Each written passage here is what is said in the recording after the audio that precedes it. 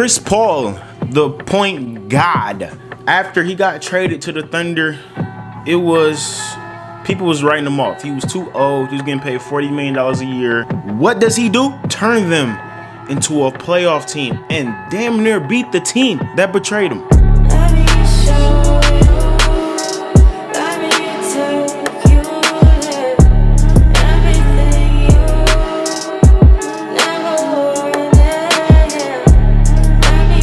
So this got a lot of people looking at CP3 in a different light. No matter how old you is, IQ over everything, and that's what matters. A lot of teams looking at this and they want CP3. You got the Lakers, the Clippers, the Knicks. It's a lot of teams, but the one team that's in the front running are the Phoenix Suns.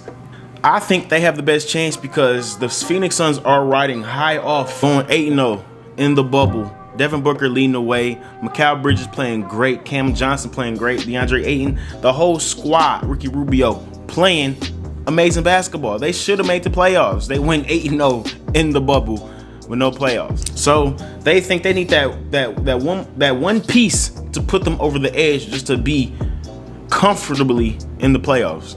They don't want to fight for an 8th seed. They don't want to fight for a 7th seed. They want to be in there. And I think time is running out because if they don't get Devin Booker in the playoffs sooner than later, I don't care about the bubble. I know he went 8-0. I know it was great. He hit a game winner over Paul George. I know that.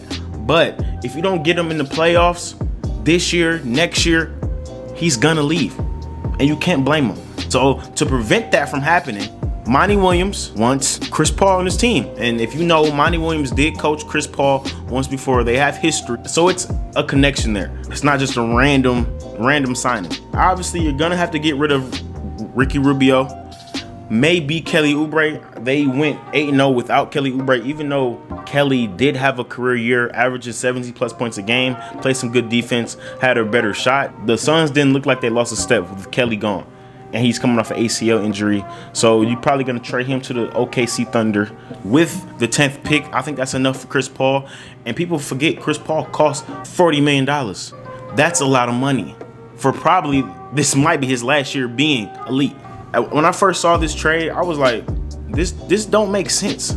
But then I think in order to keep D-Book happy, you have to make the playoffs. And that will attract more free agents. All you need is that one piece to put them over.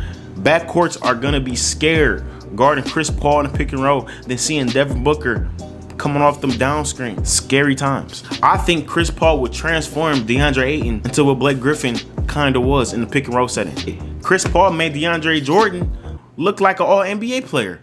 Chris Paul made David West look like an all-star.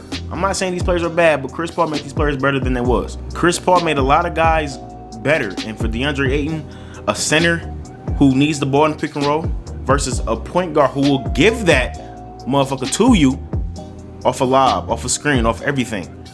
That's the perfect fit. The perfect fit. Yes, Ricky Rubio is a great player, but man, he not CP3. I think Phoenix Suns fans love Ricky Rubio because he was counted off too. But he came there, almost averaged a double-double. Chris Paul would add something that Ricky Rubio has never gave you.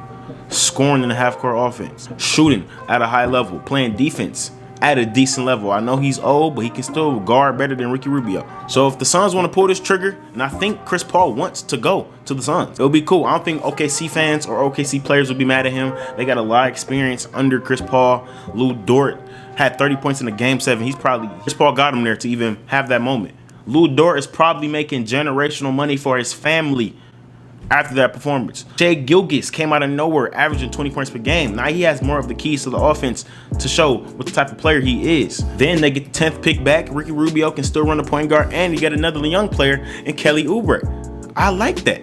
I like that trade. I think both sides win. You get Chris Paul off the books, money-wise, because the nigga costs $1 gazillion. Devin Booker gonna be happy. Monty Williams might win Coach of the Year. He should have won Coach of the Year what he just did in the bubble, going 8-0. And I think the ceiling is high. See, if the Suns went 4-5, if the Suns went 4-4 in the bubble, or 3-5, this probably wouldn't happen. But they think they're a playoff team. They beat playoff teams in the bubble. So I think this is the right trade. I like this trade. I want to see Devin Booker do something, bro. I don't want to see Devin Booker put up 30 points and they lose him by 30. I don't want to see that. I want to see Devin Booker in close games. I want to see him in high intensity moment. That's what I want to see. Don't you want to see that too? But that'll be all for this video, bro. Make sure you like, subscribe, comment anything else you want to see. We on the road to 2,000 subscribers. That's crazy for me saying that. 2,000 subscribers.